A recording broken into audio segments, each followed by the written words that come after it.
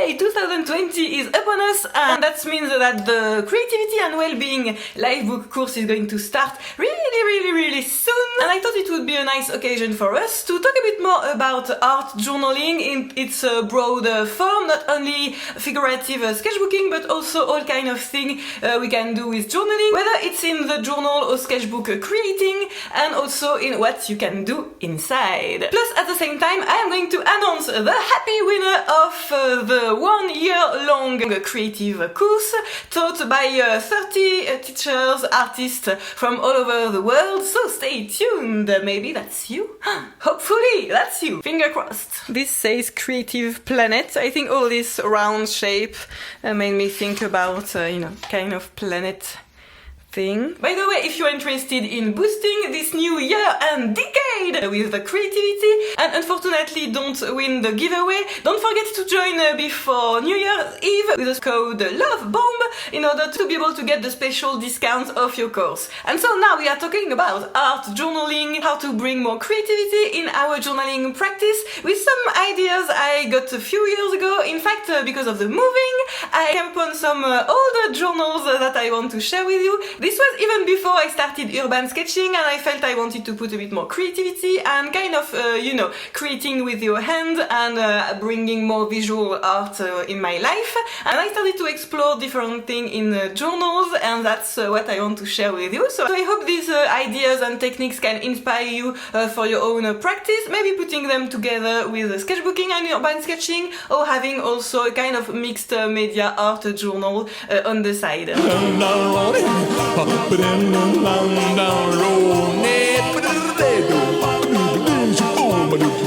So first I thought you could be interested in knowing about ideas I got about the journal itself. So one of the ideas was to use old books in order to create an original journal. So a book can be new, can be vintage, can be illustrated, can be poetry, can be a kind of explanation book, or of course a novel. So the nice thing is you already have a binding, you already have a nice book to work with. So I bought this book at a vintage store at less than €1. It's about delivery without pain, which is fun. But anyway, you could also cover, of course, the whole book and cover if you don't like what it's about. You just choose about the format and the kind of paper. For example, I liked that this book was kind of vintage with a brown paper. So depending on what you are looking for, just check how the cover is and the size and the paper, and then you can have fun with it. Here there is even a lovely flower on this Dutch book. So you can start sometimes just with kind of background and then work your way on adding things that are fun or interesting to work with. You also have some writing that you can make interacting with your art. Like for example in here I used, I think maybe that's a Korean poetry book, and I used it to create some kind of rather figurative watercolor at the time, with the text showing through the watercolor. Of course this is not a watercolor paper, so I had to be careful about the water, but it's still really interesting. And of course you can keep this idea working with pencil, with ink, and also with paint and all the kind of technique we are going to talk about. Like in here where you have also the kind of writing showing through some acrylic paint. So in this Artesian book, I liked that because it was probably poetry or something. You have a lot of space on the page usually, and I thought it would be nice to be able to paint on it. Sometimes using the writing showing through, but sometimes also just painting on a blank area of the page. Like in here when I'm painting this bird at the top, and this song probably doesn't mean like singing in the language, but it's a nice kind of wink. The other idea I got in order to be really creative with my journal creating and about the journal itself was using envelope to create a journal. So these were of course handbound, and using some ephemera paper in order to create really gorgeous and really interesting journals. Look at this gorgeousness! nice. So depending on your envelope, and you can also of course cut them, you can choose any format you like. And I had a lot of fun mixing, you know, all kind of envelope, like a brown paper, some different colors, and you also have some writing remaining on the envelopes. Sometimes where there was something I didn't like, or just because I wanted to add a bit of colors, I added a bit of other kind of paper, but this was probably to hide a thing that I found was boring. So of course you can choose what you want to keep and what you want to hide. For this one, that was really simply binded only with this special thing that we call Parisian pin in French. I also use the envelope as a cover using this kind of, you know, a lot of stamps on it already, to be able to create a cover that could go really well with the sketchbook or journal itself.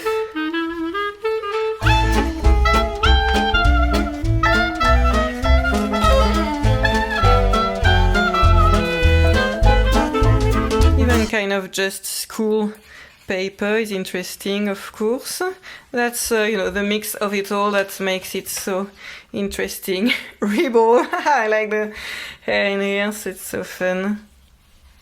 Experimental since forever. So when planning to practice sketchbooking or art journal, always think about how you would like your journal to be. It can only be to buy a lovely journal, of course, but sometimes for some people this can be a bit intimidating and you don't necessarily choose your paper or something, and so hand binding your sketchbook is a really nice practice. By the way, not all the pages have to have the same size. You can play with different height or width, you see. That's what I did in here, and it's not a problem. And even with kind of transparent thing, it can always be fun to have you know, things showing through your journal. I always have this playlist with all my videos about how to bind a sketchbook with watercolor paper or with all kind of paper you would like to use. And also upcycling is so eco-friendly and so nice and so creative. So using envelopes or old books or all kind of stuff you have, maybe an old kind of school notebook that you would have written in when you were 12 years old, and you could use it and draw on this. Also, why not picking a bullet journal or writing journal that you had and putting some more drawing or art at the top? I don't know, everything is possible, and that's what is so interesting with this kind of art practices. You can use these sketchbooks you know, in the right order, like starting to the first page, but you could also adapt the thing you want to add to the color of the page and maybe a place where you think it could look good in your sketchbook, and using it a bit in the wrong order, just how you feel like. I just love music sheets so much also.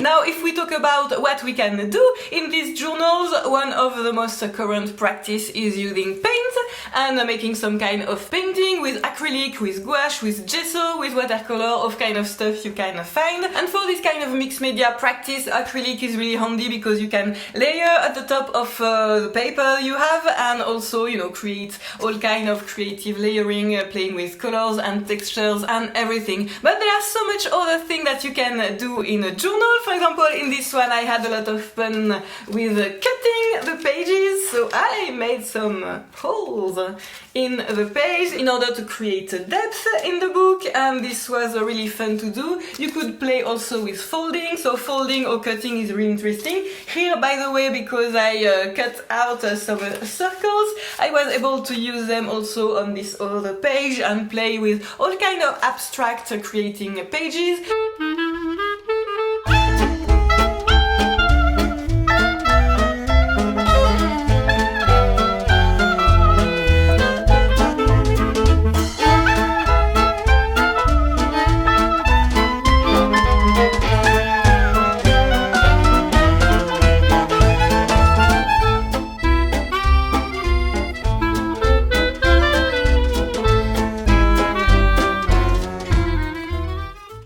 I cut the page to create a butterfly.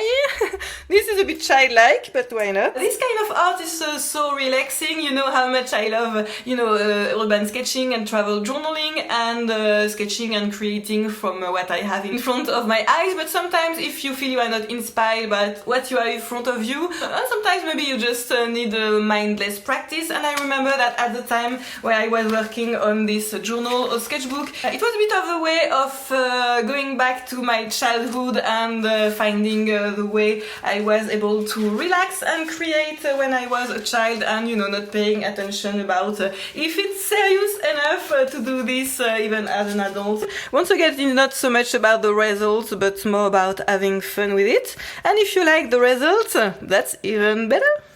So yeah, don't hesitate to go a bit more into abstract and layering and playing with colors and texture if you really feel you need some kind of crazy practice to spice up your life, or maybe to get through some kind of emotions. This is kind of scraping work when you use a fidelity card or something to scrape the paint or the paper, and this is amazing, all these kind of textures that you can create.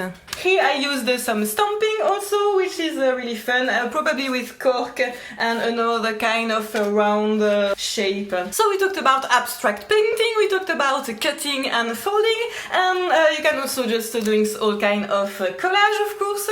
Here with tissue paper, playing with layering. You can tell how the yellow and blue created some green in here, and yeah, playing a bit with transparency and papers. Here I have some nice shiny paper also, and of course using ephemera is really interesting. So this was more about putting together some things I would find pretty or could go well together, like in here the shape, colors.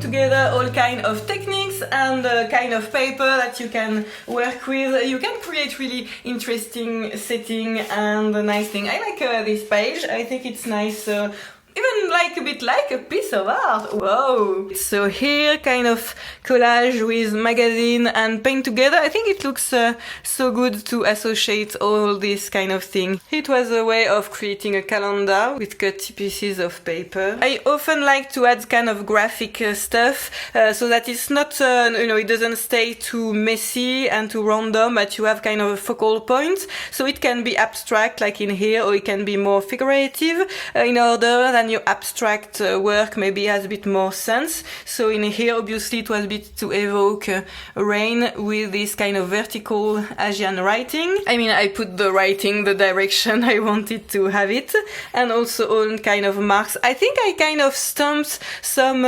cardboard that has some line inside, this thick cardboard, your Amazon boxes. You can put them, kind of tear them and make some kind of stamping with acrylic. This is interesting too. I like all the kind of graphic shape on this black background. So some things are stamped and some things are collage. You can sometimes keep it minimalistic and sometimes, bolder than a mixed media thing. But I think a few pages with just a few things are interesting. In some books, sometimes you have a lot of text, and this was probably just kind of title page. So I took the chance to make a kind of simpler setting because the page was a bit more blank. Keep a bit of the page white. It's a bit kind of negative painting with mixed media, keeping always a bit of breathing in your page. I just kept this by putting masking tape at the top and playing with paint. And once again about this idea of mixing all these creative ideas together, I gave this special journal created from envelope to my mom quite long ago, and she used it to keep all kind of ephemera, especially all kind of gift label that we would have created for her, writing a few memories, some flat origami my sister did. So this puts together the idea of having envelopes a bit as a background, as a journal, and then using all kind of stuff inside. Even if you don't really want to draw, you can always glue and add things. Like in here we have some confetti. I like, you know, dry leaves so much also. So hopefully this can inspire you as well. Thanks for sharing, Mom. Other kind of creative stuff that you can use in your journal, instant photo. So for example, I created this kind of small book. My idea here was using kind of a wrong, you know, messed up polaroid photos and creating something nice and creative with them nevertheless, using book pages, photos. In here some demo stuff at the top because the photo was blurry.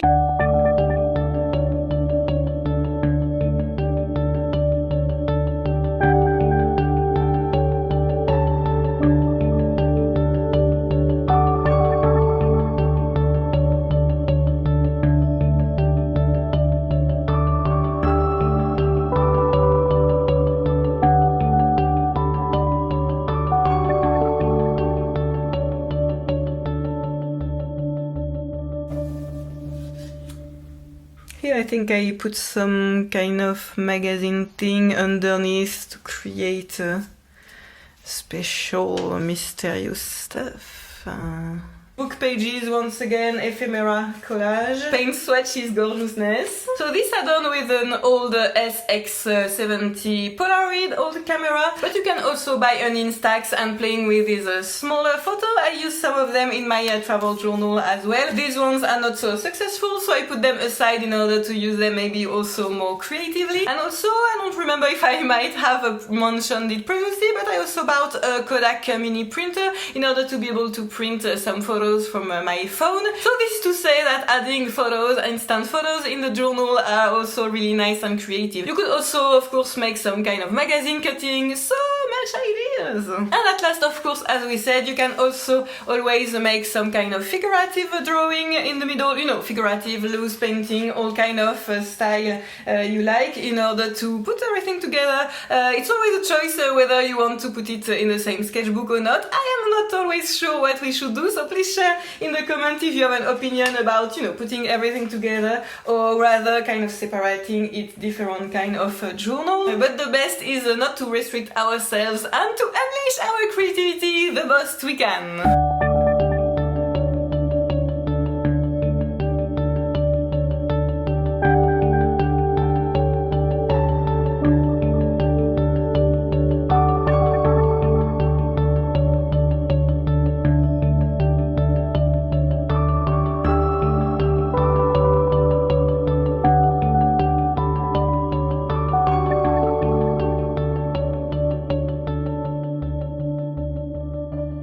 How the text showing through had a bit of something more creative, especially because my watercolor were not so creative at the time. Oh, this is from 2011. I am sure I could talk about what to do in a journal forever, but just one last idea before jumping to the giveaway winner announcement. You can also do some abstract that wouldn't be as colorful as paint, but just with a pencil or pen, and this kind of thing like mandala or zentangle are nice practice also for relaxing and mixing well-being with creativity and just feeling good and having a good time in our journals and sketchbook. Maybe I should do this in a sketchbook one day. It's rather fun. So you create the patterns with ink, and then I added some shading with pencil in order to get some depth, you know, and give the impression that you have some volumes. Do you like Zentangles too? This one was one of my favorites. So, giveaway time! Thank you so much for everyone that commented on my post on Instagram, on YouTube and on Facebook and shared their own way of being inspired. While I was checking your comment, I wish that everybody could win because some of them were so touching, and I know that creativity, you know, is so good for our life. But we only had to have one winner, so I used a kind of comment picker system in order to pick a winner, and the winner of 1 year long well-being and creativity live book course for 2020 is Eb Singer. Congratulations! I'm so happy I'm able to make you win this course. I am sure it's going to be wonderful. I'm going to start working quite soon on one of my courses